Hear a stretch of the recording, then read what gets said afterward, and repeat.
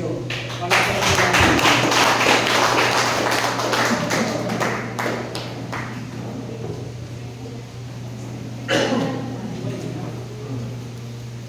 Iyak na naman.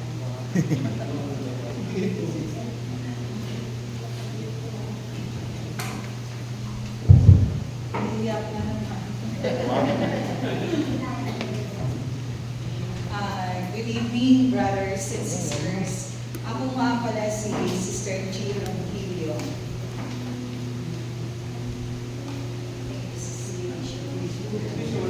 Gumawa po ako ng draft. 3 days ko po itong ginawa. 3 days din ako umiiyak. Kaya sabi ng anak ko, pagdating mo dun, mama, ubus na ang luha ko, di ka na talaga iiyak ka. Sana. Okay. 24 years na po kami sa community ng CFC o Couples for Christ. After namin naging member ng ilang taon, naging household head na kami at di nagtagal, naging unit head kami. Kasama din namin sa community ang aming 3 anak. Nung maliliit pa sila, naging member sila ng Kids for Christ. Kalaunan, naging member sila ng Youth for Christ at sa kasalukuyan, member ng Singles for Christ, si ate at kuya, at si bunso naman ay member ng Youth for Christ. Napakalaki po ng naging papel ng Couples for Christ sa buhay pamilya namin. Masasabi ko po na talagang naging sentro si Lord sa binuo naming pamilya ng aking asawa. Noong May 24, 2020, ipinagdiriwang namin ang aming 25th wedding anniversary at sa buwan din yun ay ang aming 20th anniversary sa community ng Couples for Christ. Super thankful kami kay Lord sa lahat ng mga biyayang ipinagkaloob niya sa amin. Higit sa lahat, sa blessings na maging member kami ng community ng Couples for Christ. Ngunit, sa taong din yun,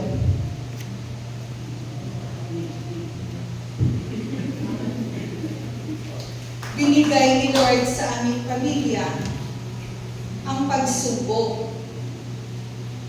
Binawi na po ni Lord ang buhay ng aking asawa noong August 5, 2020. Sobrang sakit na pakiramdam ko sa pagkakataon yun. Pinabayaan kami ni Lord. Ang dami kong tanong kay Lord, ilan dito ang bakit niya siya kinuha? Paano na kami ngayon ang mga anak ko na wala ng aking asawa?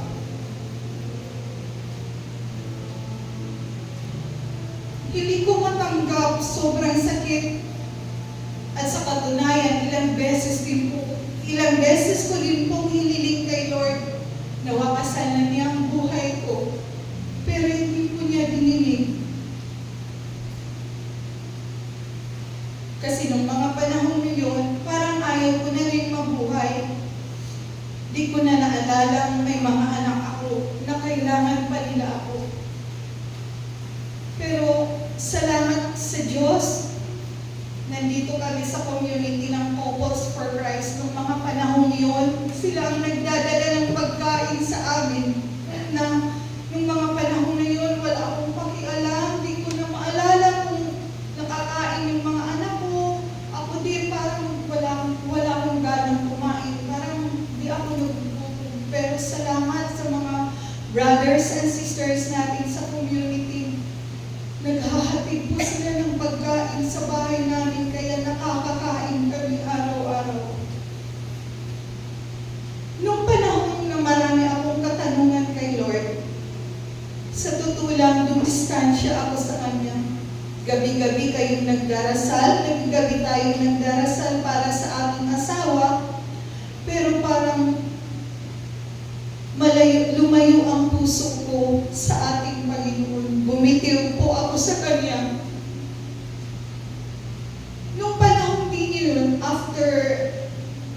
Mga 1 month after namatay yung asawa ko, sumakay yung anak kong lalaki sa barko. Kabilin-bilin po niya sa akin na ngayong wala na si Papa, dapat daw maging prayerful kami kay Lord. Parang lalo akong naguluhan, pero tahimik lang ako. Sabi pa niya, Mama, magpalakas ka kasi nandito pa kami ng mga anak mo. Few months after, nung nag-partial opening na ang mga malls, sabi ng mga anak ko, kung gusto ko ba daw mamasyal para daw ma-divert yung isip ko. Ipasakay daw nila ako sa Grab, tapos pag-uwi daw, ipapag-Grab din daw nila ako. So, ang ginawa ko, namasyal na ako sa Glorieta. Pagpasok ko doon, kunti lang yung mga tindahan na bukas. Maraming hallway, ang madilim, kasi nga mga sarado. So, ikot ako ng ikot hanggang naisipan kong umakyat sa taas. Ang daan ko ay malapit sa railings. Alam niyo po ba, ilang beses akong binulungan na tumalon daw ako para magkita kami ng aking asawa. Ilang beses akong binulungan ni Satanas na tumalon ako para magkita na kami ng aking asawa kasi nga yung mga panahon na yun, bumitiw ako kay Lord. Alam niyo, natakot ako. Nabanggit ko na, save me Lord. Ilang beses ko po yun sinabi. Tapos para akong natauhan, bumaba ako. Tapos sabi ko sa mga anak ko na uuwi na ako. Pagdating ko sa bahay, nanginginig ako. Tapos, nagpapasalamat ako kay Lord. Sinalungan niya ako. Sinave niya nga ako. Doon na unti-unti lang bumabalik ako kay Lord. Nagpapasalamat ako sa Kanya at humihingi ako ng tawad sa aking pagbitiw sa Kanya. Dumaan ang mga araw, parang naliwanagan ang isip ko. Saka ko na-realize na matagal na palang sinagot ni Lord ang mga katanungan ko.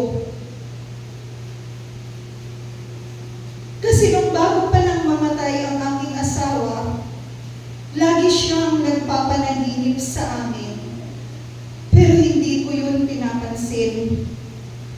Pero nung mga panahon na yun na bumalik na ako kay Lord, muli akong kumapit sa Kanya, muli ko po siyang minahal, lahat yun nag-sink in sa utak ko. Isa na doon sa panaginip namin, ang sinabi niya, mga anak, gano'n naman talaga, hindi tayo ang nagmamay-ari ng buhay natin. Hiram lamang natin ito sa Diyos. Alam niyo, nung mga time na yun, iyak ako ng iyak, yun yung palang sagot ni Lord sa katanungan ko. Sa tanong ko rin sa Kanya, na paano na kami ng aking mga anak, na-realize ko din na binigyan ko ni Lord ng magandang trabaho ang aking panganay na anak. Ang anak kong lalaki ay nasa barko naman, na nung unang sakay niya, nakatulong ng malaki ang mga panaginip niya. Sa mga panaginip namin, andun siya, niyayakap niya kami, hinahalikan, at nakikipag-usap siya sa amin.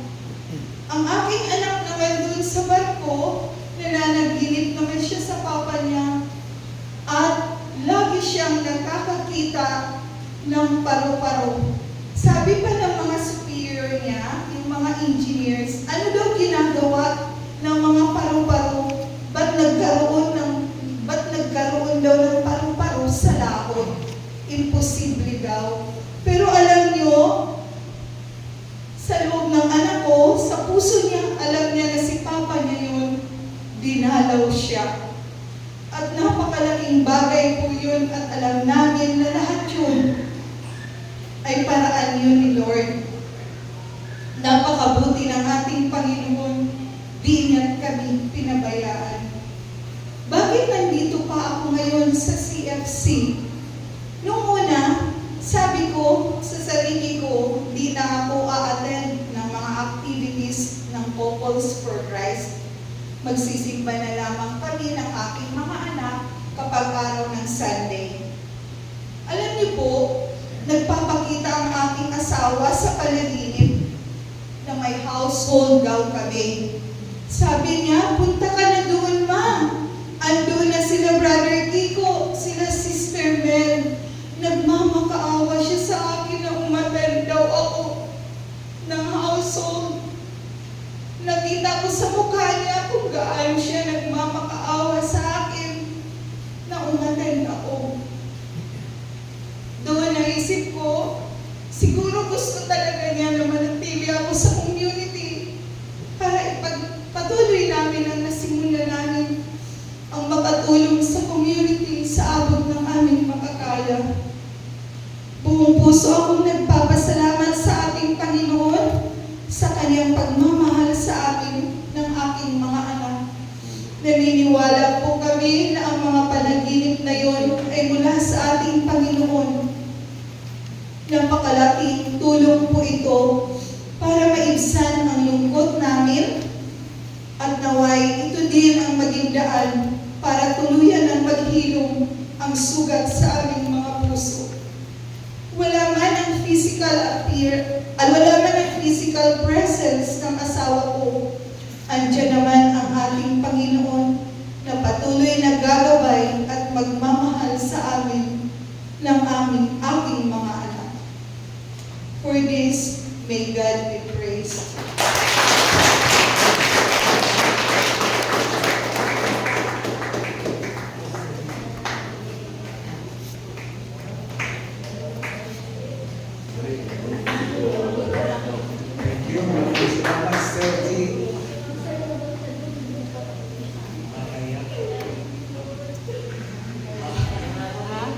Okay naman po.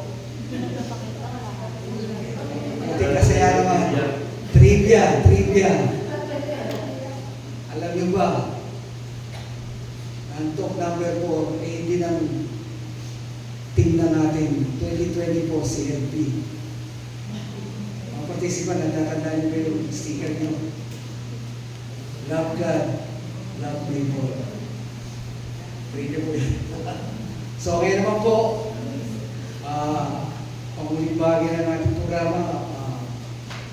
Groupings naman po tayo.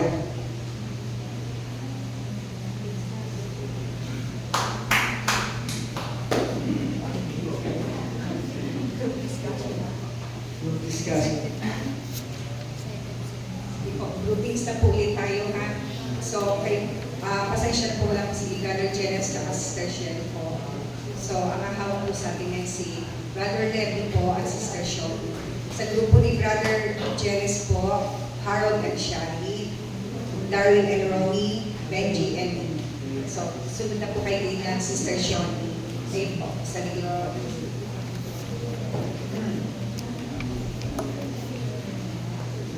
Then, kay Brother Jay, Sister Erna, Tan and Malu. Then, George and Tess.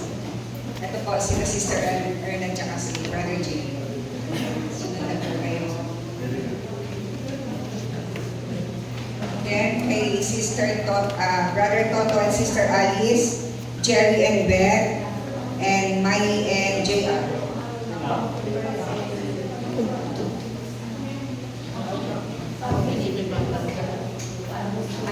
Na pala, siguro tulog na nga pala.